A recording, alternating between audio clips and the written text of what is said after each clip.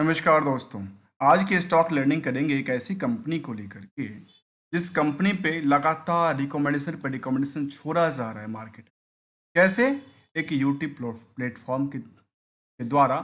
और ये भी देखा जाए यूट्यूब प्लेटफॉर्म के द्वारा जो एक कोई स्पॉन्सर्ड होंगे जिनके पास चैनल पे कोई वीडियोस नहीं है, केवल सिंगल ही वीडियो शायद अपलोडेड है।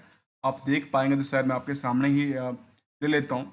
और इसका देखने को आई कि इनके पास वेबसाइट्स पे कोई भी, इनके चैनल पे कोई भी वीडियोस नहीं है इस तरह, लेकिन स्पॉन्सर्ड किया जा रहा है। और इसके पीछे यदि हम जाने तो हमने कुछ ऐसा निकल के आती है स्पॉन्सर्ड के बारे में देखा तो यहाँ पे देखने को मिलती है sponsored from the location India से करते हैं। और इनका नाम मनीष जी हैं और मनीष जी इस कंपनी को लेकर के स्पॉन्सर्ड कर रहे हैं जो ये स्टॉक आने वाले समय में काफ़ी दिग्गज हो सकती है और ये हो सकती है। आखिर इसके पीछे कंपनी क्या है जिसको दुबई से एक बड़ी हज ऑर्डर मिला है। यहाँ पे कहते हैं कि मिला है और मार्केट सिर्फ 7 रुपये से लेकर के 100 रुपये का आंकड़ा लेता है, जो कि कहते हैं कि 2-3-4 महीने में चला जाएगा। तो चलिए हम आज की लर्निंग में इसी स्टॉक के बारे में जानेंगे जिसका पूरा का पूरा मार्केट कैप ही 25 करोड़ का है। उसके बाद कितनी बड़ी ऑर्डर मिला और कंपनी क्या कहती है? कहती है the engagement and the real estates and the trading and investment कारोबार। यहाँ पे दो तरह की कारोबार की बात करती है। तो चलिए क्यों नहीं हम इसके पीछे जरा जानने की प्रयास करते हैं वेबसाइट्स पे लेकर के आखिर कंपनी क्या क्या करती है। दोस्तों जैसे वेबसाइट्स ओपन कर रहे हैं ना, वेबसाइट्स कोई ओपन ही नहीं हो रहा, अर्थात कंपनी की खुद की कोई वेबसाइट ही नहीं है। यहाँ पे यदि स्कैनर के बेसिस पे कहूँ तो ये कहता है गलत है। इसको भी एक प्रूफ के तौर पे हम दूसरे क्रॉस चेक करने का प्रयास करते हैं। तो वो क्रॉस चेक हम कहाँ से करेंगे? इनकी एक अभी एजीएम को लेकर के उन्होंने कुछ अपडेट दिया था, ठीक है। हम उसी पे ज़रा फोकस करते हैं और समझने की प्रयास करते हैं इसके लेटर हेड में कहीं पे वेबसाइट्स का नाम उन्होंने मेंशन किया कि नहीं किया। भी 7 तारीख अपडेटेड था, यहाँ पे लेटर हेड में इनके पास कोई वेबसाइट्स का नाम मेंशन नहीं किया गया। इनका वेबसाइट्स आखिर हकीकत में है क्या?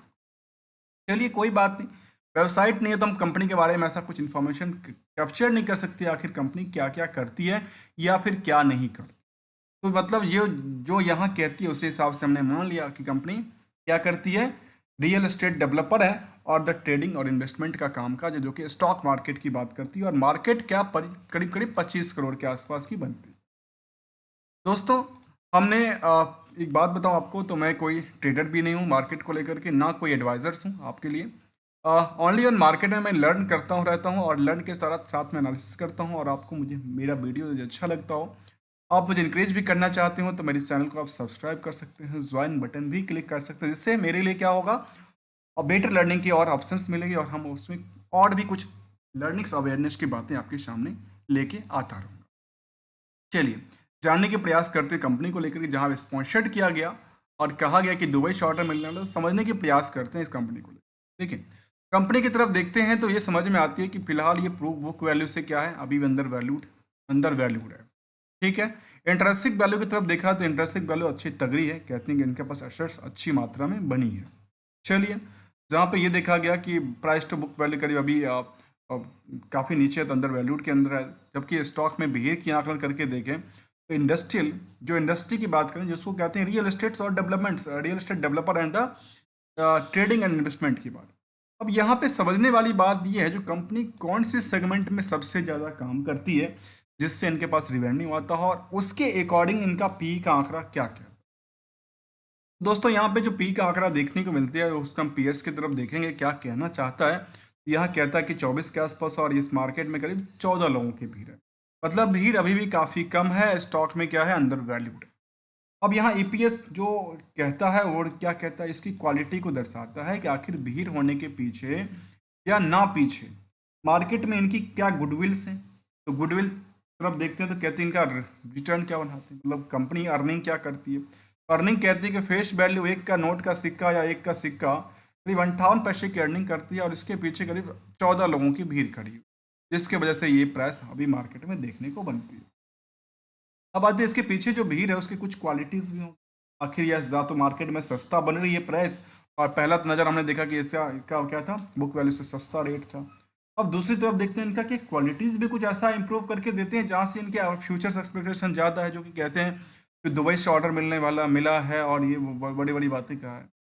तो देखिए उसके लिए एक तो देखा जाए कि डेट फ्री कंपनी को लेकर के डेट्स क्या कहता है, डेट्स के बेसिस पे दूसरा आकलन करते हैं तो कहते हैं करंट रेशियो क्या कहता है। इन दोनों को आकलन करना जरूरी इसलिए पार्ट की जरूरत होती है क्योंकि यहाँ वो पार्ट है जो कि हमने पीएल एक दिखावा एक सोर्स केस को लेकर के दिखा था, और ये दोनों पार्ट एक बीएस का पार्ट है। इसीलिए हम इसको क्या करते हैं, एक आर टू आर के लिए समझने का प्रयास करते हैं, जहाँ पे हम समझते हैं रिस्क टू रिकंसलेशन क्या कहता है। तो रिस्क कहाँ पे बनता है, इनको लेकर के दोनों तरफ रिस्क बनता है। क्या उन्होंने ओवर बर्डन तो नहीं ले लिया ऊपर से, या फिर उन्होंने क्या ज़्यादा ओवर सेल कर दिया, पता चला सब किसी उधार में है, और उधार के पीछे क्या है, रिस्क फैक्टर बनता है। और क्लाइंट्स कौन है, ये सारी चीज़ों को देखना पड़ेगा।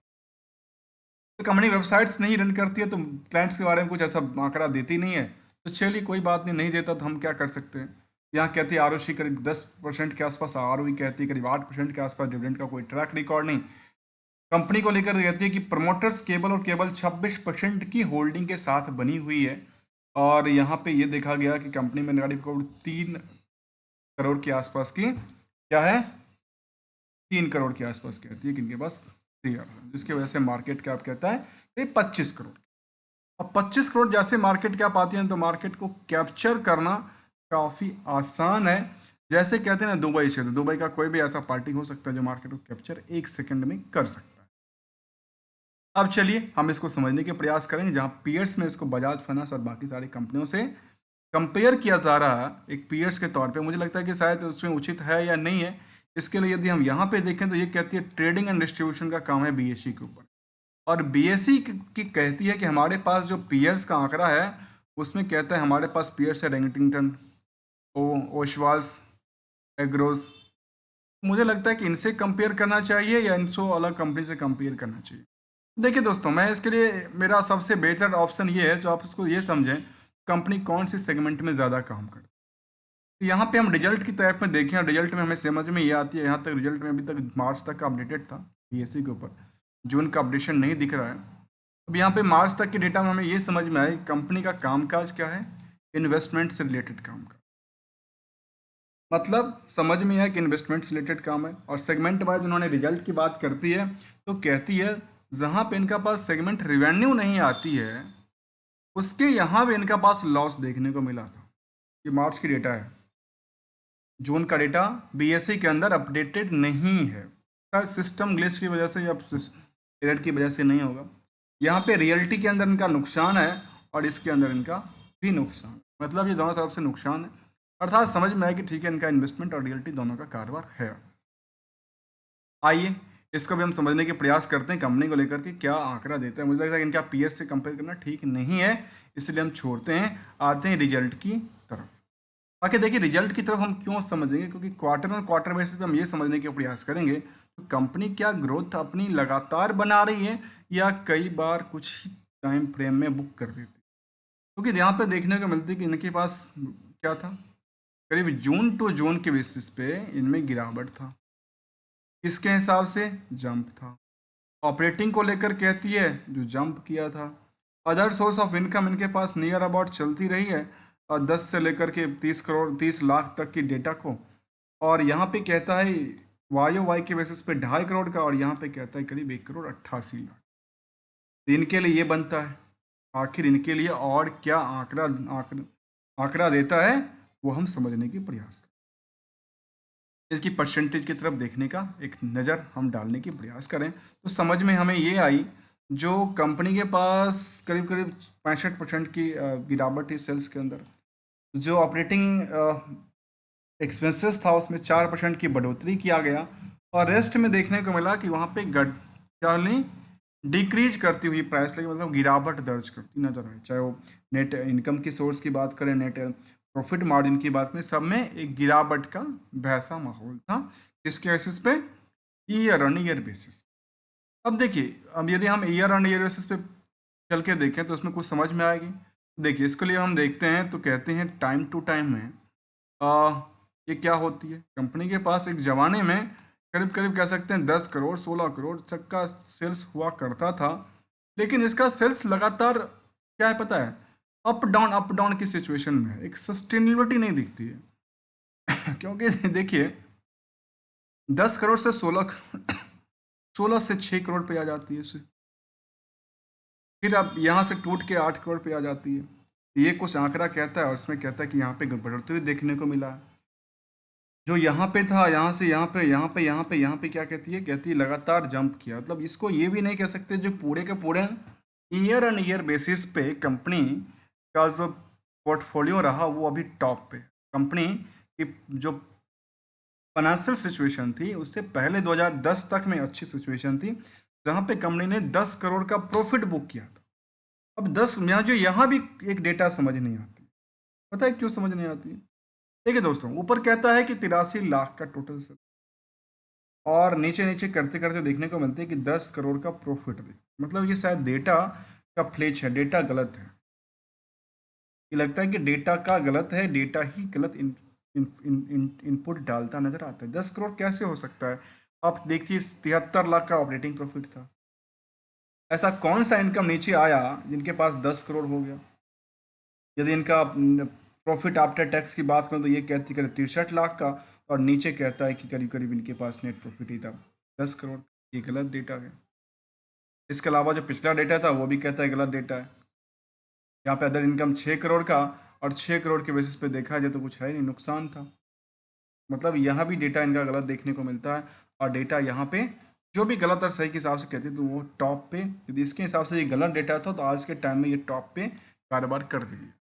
चलिए ईयर ऑन ईयर बेसिस हम समझ लेते हैं क्या कहना चाहते हैं। ईयर ऑन ईयर बेसिस में हमें समझ में ये आई कि कंपनी के पास क्या लगा, ये गिरावट का संकेत था। किसमें?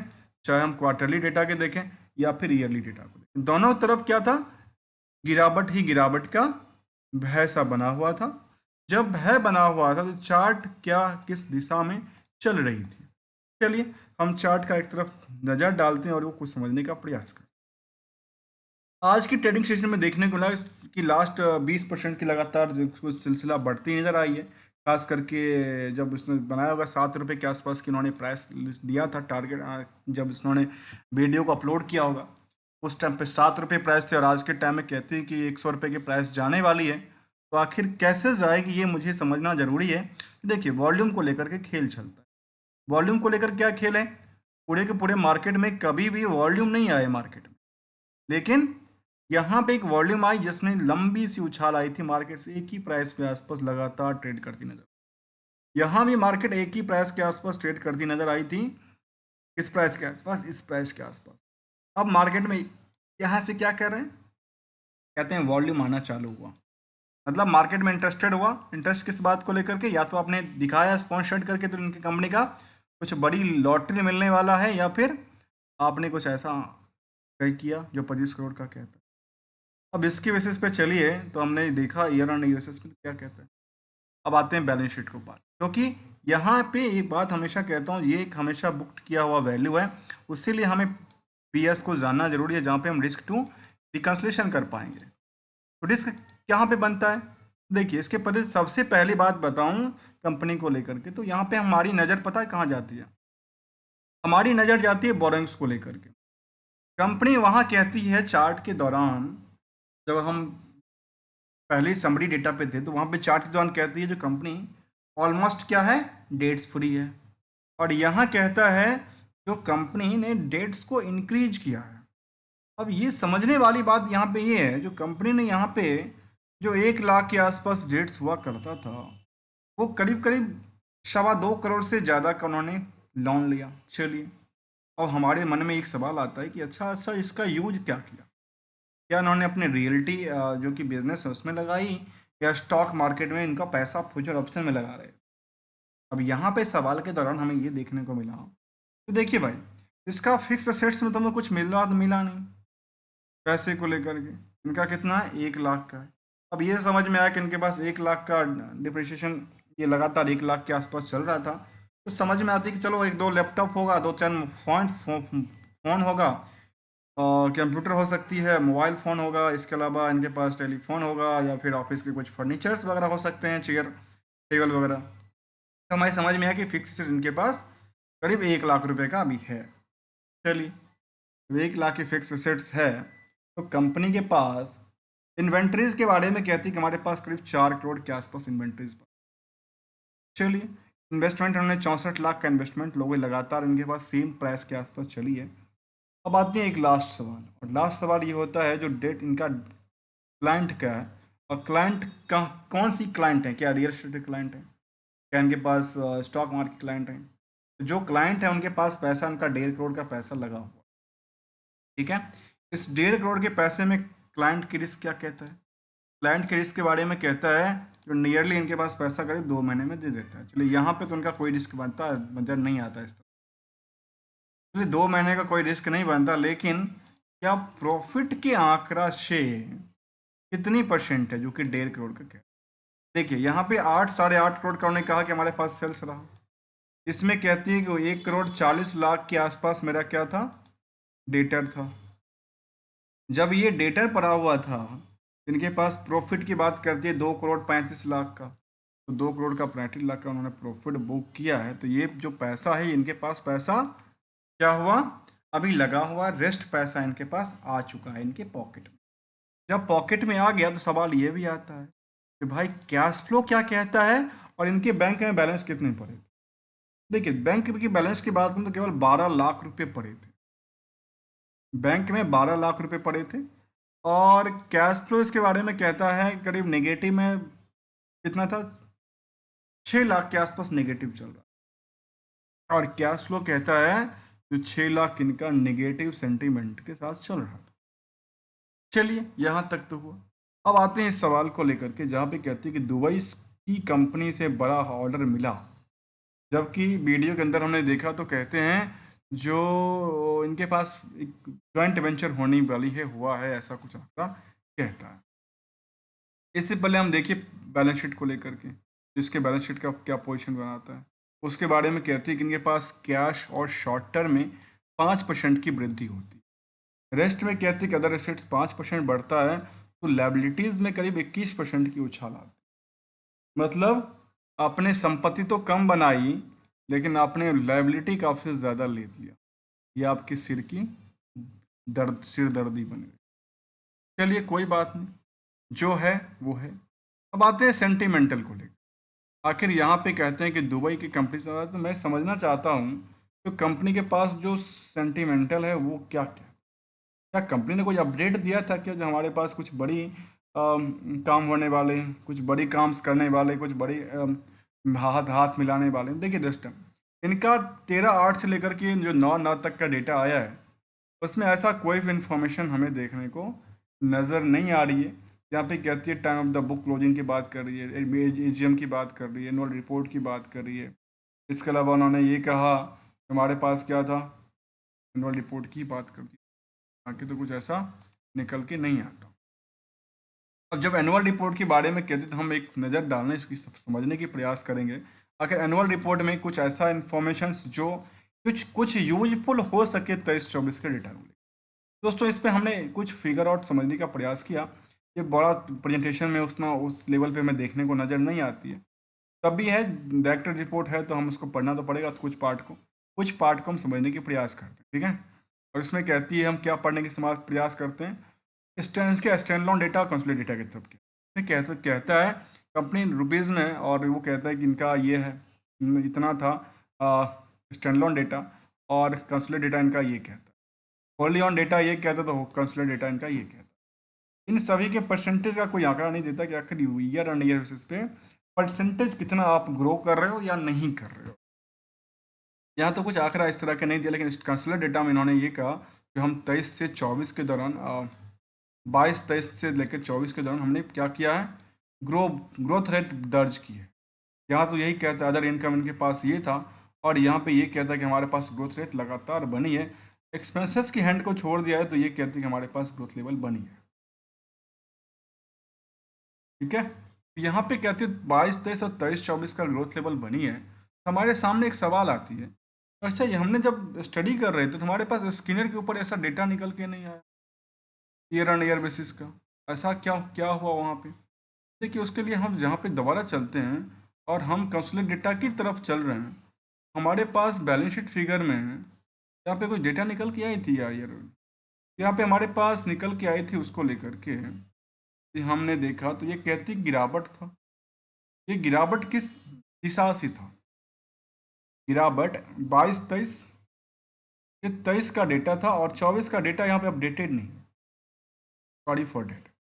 यहाँ पे 24 का डेटा स्क्रीनर के ऊपर अपडेटेड नहीं दिख रहा है, लेकिन यहाँ पे देखने को मिलती है, तो यहाँ कहती है कि कंपनी का क्या है, ग्रोथ लेवल बनी है, और ये कहता है कि इनके पास डिफॉल्ट टैक्स, तो बाकी सारी चीज़ों को कंपेयर यहाँ पे परसेंटेज की बात नहीं करता है, लेकिन कुछ की फैक्टर की बात करती होगी, तो शायद हम उसको जानने की प्रयास करते हैं।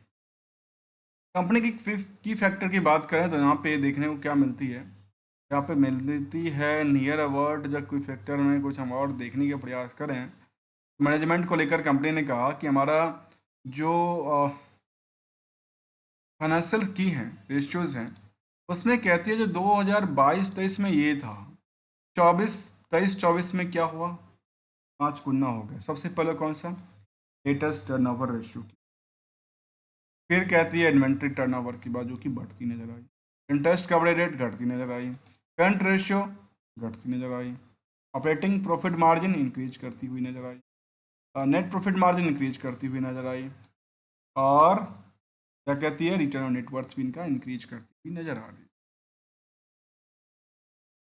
अब आते हैं कुछ और सेंटीमीटर को लेते हुए, क्योंकि यहाँ पे कहा कि हमारे पास दुबई से कुछ, दोस्तों हमें कुछ ऐसा लेटेस्ट अपडेट देखने को नजर नहीं आई, आपको कुछ मिला होगा तो मुझे आप आपकी फीडबैक्स अपनी कमेंट सेक्शन में देकर के हमें अपनी वैल्यूबल्स टाइम भी दे सकते हैं। चलिए, समझने के प्रयास कर रहे थे हम इन्वेस्टर को लेकर के, जहाँ एक बड़ा इंपॉर्टेंट रोल ये था, जो हमने ये देखा सबसे पहले बल्क ट्रेड को लेकर। तो बल्क ट्रेड में हमें समझ में आया कि इनके पास एक बड़ी बल्क ट्रेड में देखने को मिल रही है, जो 13 तारीख को एक बल्क ट्रेड हुआ था, और इसमें greyish United developer private limited, जिन्होंने 4 लाख शेयर को बेचा, 4 लाख शेयर को बेचा, और किसी पार्टी ने 4 लाख शेयर को खरीदा था। क्या ये एग्जिस्टिंग प्रमोटर थे? देखिए, प्रमोटर के अंदर यदि हम देखें तो यहाँ पे हमारे सामने ये निकल के आ जाती है कि इनके पास करीब 2% के आसपास की वोटिंग राइट थी, 2% से देकर 2.5%, 2.25% के आसपास की वोटिंग राइट थी। उन्होंने अपनी पोजीशन को धीरे धीरे करना क्या हुआ, बिकवाली करना चालू किया। और कैसे किया, इसका एक नज़र हम डालिए और ये समझने के प्रयास करें कंपनी ने क्या किया। कंपनी लगातार खरीदा। देखिए, यहाँ पे आपके सामने एक नंबर आएगी, 42 रुपया, ये रुपया, ये रुपया। ऐसा क्यों था पता है? कंपनी ने 2013 के दौरान अपने जो शेयर था ना, 2013-14 के दौरान अपने स्टॉक में स्प्लिट कर दिया था, 10 से 1 कर दिया, जिसकी वजह से आज के टाइम में प्राइस क्या हो रही है, एडजस्टेड प्राइस दिख रही है। तो कंपनी ने, ये जो कंपनी थी ना, इस कंपनी ने, जिसका नाम था grace United developers private limited, जो आज की ट्रेडिंग सेशन में देखने को मिला था, जो पिछले 2 दिनों में एक बल्क ट्रेडिंग के तौर पे काम किया था, इन्होंने अपनी पहले जमना चालू किया 22 फरवरी, 1 मार्च, 9 मार्च, 13 मार्च, 20 मार्च, नहीं लगातार खरीदना चालू किया, 1, 37, 23 हज़ार, 20 हज़ार, 20 हज़ार करके लगातार खरीदना चालू। अब उन्होंने एक ही लॉट में उठाया और 4 लाख शेयर को 7 रुपये 25 पैसे बेच के खत्म। मतलब ये हो सकता है जिनके एवरेज प्राइस के हिसाब से अब देखेंगे क्या निकल के आती है। क्योंकि लास्ट ट्रेडिंग देखने को लगा कि 2013 की लास्ट ट्रेडिंग था, 13 तक की क्या सिचुएशन थी पता है? 13 की हम चार्ट पे एक नज़र चलती ही प्रयास करते हैं यार, 13 में क्या रेट था इसका स्टॉक को। 11 की बात कर रहा हूँ और 13 की बात कर रहा हूँ। मैं 13 की बात हायर टू हायर मान लूँ, उस टाइम पे इसकी प्राइस हुई होगी 157 के आसपास प्राइस थी, 160 रुपये के आसपास, 13-14 की, लेकिन 13 की खरीदारी थी टोटल। तो 13 में इनके पास प्राइस 120-130 के आसपास थी। लास्ट प्राइस कितनी थी इनकी? लास्ट प्राइस थी इनकी 41 रुपये के आसपास, जो उन्होंने 25 मार्च 2013 के लिया था। उन्होंने 25 मार्च 2013 को लिया था, और ये डेटा यहाँ पे निकल गया, सर इसकी प्राइस के आसपास उन्होंने लिया था। ठीक है, इस टाइम की प्राइस की बात करूँ जहाँ पे वही 34-35 रुपये के आसपास लिया होगा। और उसके बाद मार्केट ने क्या किया, एक लंबी उछाल लिया। उछाल के बाद आज के टाइम में ये बिकवाली के प्रेशर्स में उन्होंने बेचा है, और ये इनका डेटा निकल के आया था, जहाँ प्रमोटर्स भी करीब 26% लगातार उसी परसेंटेज आसपास बने हैं, और यहाँ पे निवेशक भी करीब करीब कह सकते हैं 18,000 के आसपास आ रखे हैं। जब पहले 13,000 के आसपास थे, वहाँ पे 18,000 की तादाद में वृद्धि देखने को मिला है। तो आखिर चार्ट का आंकड़ा क्या कहता है, क्या सपोर्ट लेती है? देखिए, 1 साल की डेटा बेसिस में हमने देखा तो ये कहती है कि इसको ब्रेकआउट हुआ था। अभी जैसे इन्होंने ब्रेकआउट किया ना इस प्राइस को, फिर उन्होंने क्या किया, एक लंबी ब्रेकआउट किया, फिर उन्होंने फिर कहते कि इस प्राइस को उन्होंने तोड़ा। ब्रेकआउट का मतलब जो हिस्टोरिकल प्राइस को तोड़ दे। फिर इनके पास अच्छा खासा रेजिस्टेंस लेवल देखने को मिलती है, मतलब ये हमेशा क्या कहती है, अपने ब्रेकआउट को तोड़। जहाँ पे देखने को लगा इस टाइम फ्रेम में अच्छी खासी वॉल्यूम आई थी, यहाँ पे वॉल्यूम लगातार आई है। और यहाँ पे मोस्टली टाइम देखने को लगा यहाँ पे इंटरेस्टेड नहीं थे, जो पार्टियाँ थी वह इंटरेस्टेड नहीं थे, लेकिन कई बार कुछ बड़ी निवेश के चक्कर में इन्वेस्टमेंट आती नज़र आई है। अब आते हैं एज निवेशक को मिला क्या हाथ। देखिए दोस्तों, निवेशक को जो मिला वो ये मिला कि पिछले एक महीने में निवेशक को 25% की उछाल मिली। वो कैसे मिली, आप यदि टाइम फ्रेम की चर्चा करें तो यहाँ से लेकर के यहाँ तक का आकलन करके देखिए। इसमें कहाँ तक प्राइस थी, नियर अबाउट प्राइस थी करीब 6 रुपये के आसपास का, और ये प्राइस हुई थी उस टाइम पे करीब 6 रुपये का, मतलब कुछ ज़्यादा 10 से 20% की इंक्रीमेंट 10% के आसपास देखने को मिली होगी। लेकिन जब से स्पॉन्सर्ड किया गया तब से यहाँ पे 6 महीने की ट्रैक रिकॉर्ड में 18%, एक साल की ट्रैक रिकॉर्ड में 61%, पिछले 5 साल के रिकॉर्ड में करीब 570% की उछाल बनती नजर आई है।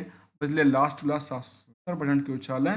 कैसे, और ये चार्ट को आप समझ के देखिए, मार्केट ने इतनी बड़ी क्या किया था, लंबी उछालने के बाद मार्केट ने सस्टेन करके नीचे की तरफ धड़ाम के चली गई थी धरातल।